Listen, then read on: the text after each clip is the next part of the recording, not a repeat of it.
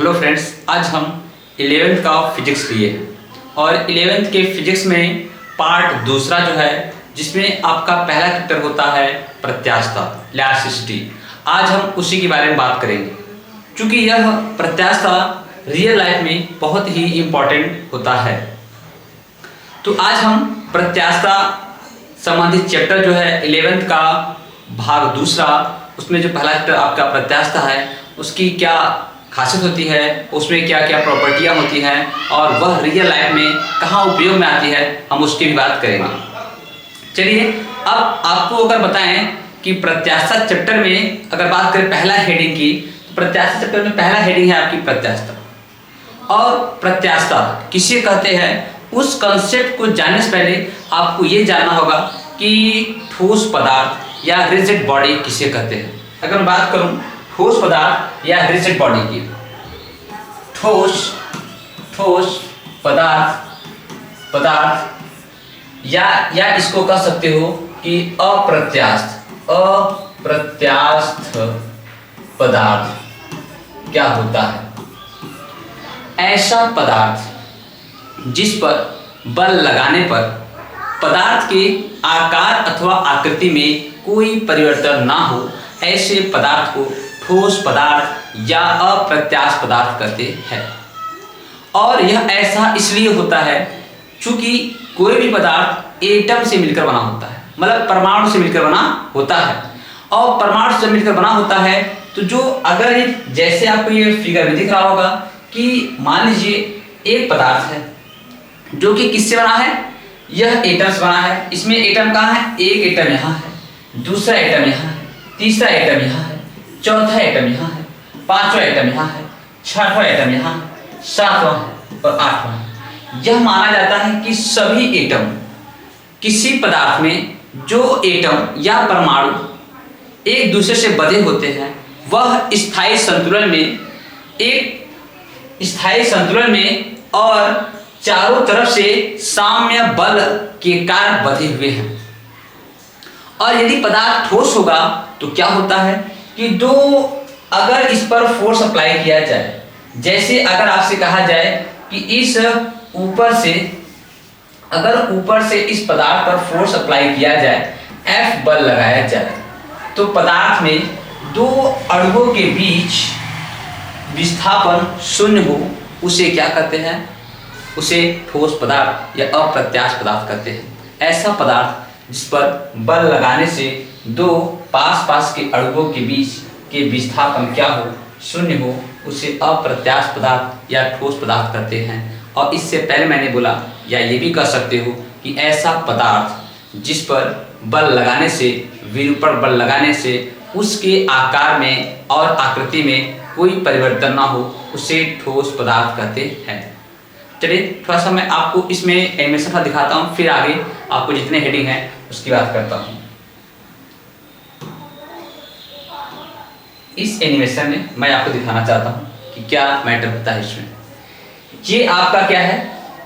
पदार्थ, कोई एक क्यूबाइड घन के आकार का पदार्थ है और उस घन के आकार के पदार्थ क्या है? चारों तरफ से स्थायी संतुलन में बंधे हुए हैं। और इस पर हैमर के द्वारा एक सिरा स्थिर करके दूसरे सिरे पर हैमर के द्वारा क्या किया गया है? फोर्स लगाया जाता है। हैमर के द्वारा फोर्स लगाया गया, ये आपको फोर्स दिख रहा होगा। इस हैमर के द्वारा इस पदार्थ पर फोर्स F अप्लाई किया जाए और यदि पदार्थ के आकार अथवा आकृति में कोई परिवर्तन ना हो तो पदार्थ क्या होगा? ठोस पदार्थ या अप्रत्यास्थ पदार्थ हो। यदि पदार्थ पर बल लगाए और पदार्थ की आकृति में परिवर्तन हो जाए और बल हटाए पुनः अपनी प्रारंभिक अवस्था को प्राप्त कर ले तो पदार्थ के इस गुण को ही प्रत्यास्थता कहते हैं। चलिए तो देख लेते हैं इसको। चलिए आपको ये दिख रहा हो रिजिड बॉडी, ठोस पदार्थ किसे कहते हैं? ये दिख रहा है, बल लगाए कोई परिवर्तन नहीं हुआ। अब इसमें देखिए क्या होगा, बल लगाए पदार्थ दब गया, बल को वापस से हटाएंगे और पदार्थ यदि अपनी प्रारंभिक अवस्था को प्राप्त कर लिया तो पदार्थ क्या हो जाएगा? यह पदार्थ हो जाएगा प्रत्यास्थ। और इस पदार्थ पे बल लगाए, इसमें कोई परिवर्तन नहीं हुआ। अब एक एग्जांपल और देखो, स्प्रिंग वाला। स्प्रिंग से यदि कोई बॉल जोड़ दिए, वेट W वेट का है, W वेट का अगर कोई बॉल है तो स्प्रिंग तनता है, और बॉल को हटा लेने पर स्प्रिंग अपनी प्रारंभिक अवस्था को प्राप्त कर लेता है। जैसे देखिए, वो आप अपनी प्रारंभिक अवस्था को प्राप्त किया। पदार्थ के इसी गुण को क्या कहते हैं? प्रत्यास्थता कहते हैं। बार बार कह रहा हूँ। चलिए, इलास्टिक प्रॉपर्टी है इसके अंदर, देखो मैडम।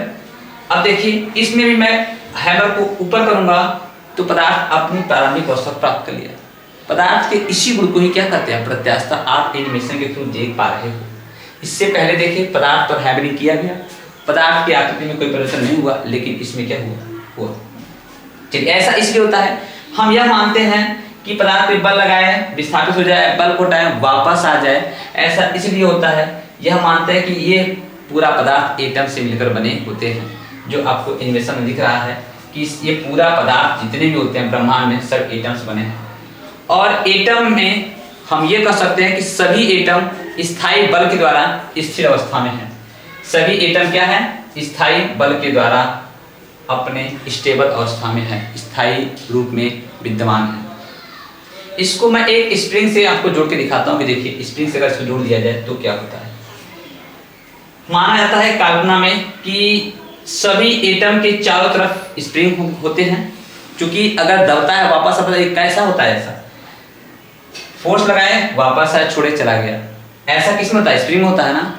और पदार्थ में ऐसा हो रहा है, इसका मतलब पदार्थ के अंदर एक काल्पनिक स्प्रिंग मान सकते हो आप, रिस्टोरिंग फोर्स के कारण। क्योंकि आप फोर्स बल लगाए, वापस आए, जैसे छोड़े, रिस्टोरिंग फोर्स के कारण वापस वो अपने प्रारंभिक अवस्था को प्राप्त कर लिया। पदार्थ का यही गुण क्या कहलाया? आपका यही गुण क्या कहलाया? प्रत्यास्थता कहलाया। चलिए, आपको एनिमेशन के थ्रू समझ आ गया होगा। आइए अब बात करते हैं। तो आपको प्रत्यास्थता किससे करते हैं?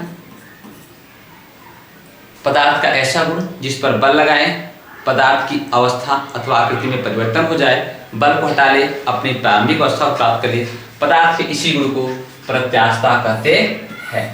चलिए, दूसरा पॉइंट क्या था? अब बात करते हैं प्लास्टिसिटी किसे कहते हैं। अगर हम बात करें प्लास्टिसिटी की, पदार्थ का ऐसा गुण कि पदार्थ पर बल लगाएं और पदार्थ डिफॉर्म हो जाए, विस्थापित हो जाए, लेकिन विरूपक बल को हटा लेने पर, डिफॉर्मिंग फोर्स को हटा लेने पर अपनी प्रारंभिक अवस्था को प्राप्त ना करे, पदार्थ के ऐसे गुण को सुघट्टता कहते हैं, प्लास्टिसिटी कहते हैं। जैसे गीली मिट्टी में आप यदि फोर्स लगाओगे तो गीली मिट्टी क्या हो जाएगी? वह दब जाएगी, और फोर्स को हटा लोगे, प्रारंभिक अवस्था प्राप्त नहीं करेगी। पदार्थ के इसी गुण को क्या कहते हैं? सुघट्टता कहते हैं, प्लास्टिसिटी कहते हैं। अब एक अगला हेडिंग हमारा ब्रिटलनेस किसे कहते हैं, इसको भी जानना जरूरी, क्योंकि प्रत्यास्थता में क्या पदार्थ की प्रॉपर्टी के बारे में ही हम जानते हैं कि पदार्थ के किस प्रॉपर्टी को क्या कहते हैं, फिर किस प्रॉपर्टी को क्या कहते हैं। हमने पदार्थ के ठोस होने के गुण को बताया, हमने पदार्थ में फोर्स लगाने पर दब जाए, हटाने पर वापस आने के गुण को बताया, और हमने बताया आपको कि फोर्स लगाने पर वह दब जाती है, लेकिन हटा लेने पर वापस नहीं आती है, ऐसे गुण को बताया। अब एक नया गुण है आपका पदार्थ का, ब्रिटलनेस, जिसको हिंदी में भंगुरता कहते हैं। पदार्थ का ऐसा गुण जिसके कारण पदार्थ पर बल लगाया जाए और पदार्थ चूर चूर हो जाए, बारीक टुकड़ों में बट जाए, पदार्थ के इसी गुण को भंगुरता कहते हैं, और इस पदार्थ को भंगुर पदार्थ कहते हैं। जैसे आपका होगा कांच पे यदि आप बल लगाते हो तो कांच अत्यधिक बारीक टुकड़ों में चूर चूर हो जाता है, और बल हटा लेते हो, फिर वह कांच ही क्या कहलाएगा? भंगुर पदार्थ कहलाएगा। चलिए, इसकी बात किया हमने। अब रिजिड बॉडी या अप्रत्यास्थ पदार्थ के बारे में आपको बताया जा चुका है। गौर करिएगा, बताया गया कि पदार्थ पर बल लगाया जाए, उसकी आकृति अथवा आकार में कोई परिवर्तन ना हो, पदार्थ के ऐसे गुण को क्या करते हैं, दृढ़ पदार्थ करते हैं या अप्रत्यास्थ पदार्थ करते हैं। आइए अब हम बात करते हैं किस पे, प्रतिबल पे। प्रतिबल क्या होता है इसके बारे में बात करते हैं। किसी पदार्थ पर, किसी भी पदार्थ पर उसके एकांक क्षेत्रफल पर लगने वाले बल को प्रतिबल कहते हैं। इसको मैं लिख दे रहा हूं, किसी पदार्थ पर उसके एकांक क्षेत्रफल पर लगने वाले बल को क्या कहते हैं, प्रतिबल कहते हैं। इसका सिंबल क्या होता है, प्रतिबल का सिंबल होता है सिग्मा। इसका इंग्लिश वर्ड है स्ट्रेस। स्ट्रेस इक्वल टू होता है, प्रतिबल इक्वल टू होता है बल बटा क्षेत्रफल। क्या होता है भाई, बल बटा क्षेत्रफल होता है, अर्थात F/A होता है। अगर हम इस प्रतिबल के यूनिट की बात करें तो प्रतिबल का यूनिट क्या होगा, प्रतिबल का मात्रक क्या होगा, प्रतिबल का मात्रक की अगर बात किया जाए तो क्या होगा, बल का मात्रक होता है न्यूटन, और क्षेत्रफल का मात्रक होता है मीटर स्क्वायर। तो क्या हो जाएगा, न्यूटन प्रति मीटर स्क्वायर। ये हो जाएगा प्रतिबल का मात्रक। और सिंबल क्या होता है, सिग्मा F/A। चलिए अब बात करते हैं विकृति की। विकृति किसे कहते हैं, विकृति की बात करते हैं, इसको इंग्लिश में स्ट्रेन कहते हैं, स्ट्रेन।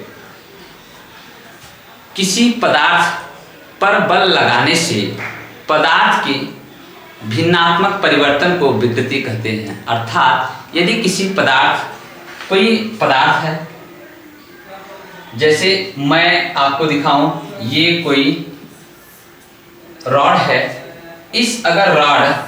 यदि रॉड पर बल लगाएं, इसकी लंबाई L थी, इसकी लंबाई में वृद्धि हो जाए, या बल लगाकर दबाएं, लंबाई में कमी हो जाए, तो प्रारंभिक लंबाई के सापेक्ष पदार्थ में हुए लंबाई में वृद्धि या कमी को, प्रारंभिक लंबाई के सापेक्ष पदार्थ की लंबाई में हुई वृद्धि या कमी को क्या कहते हैं, विकृति कहते हैं। इसको विकृति को स्मॉल ई से दिखाते हैं।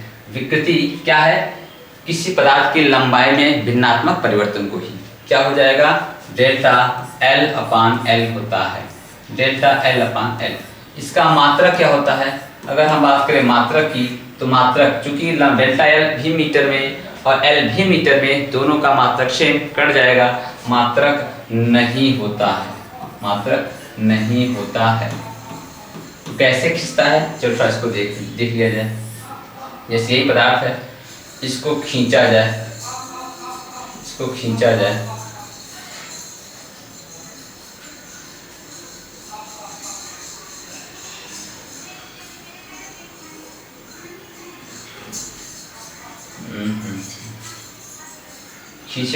खींच गया। ये जो प्रारंभिक लंबाई के सापेक्ष जो खींच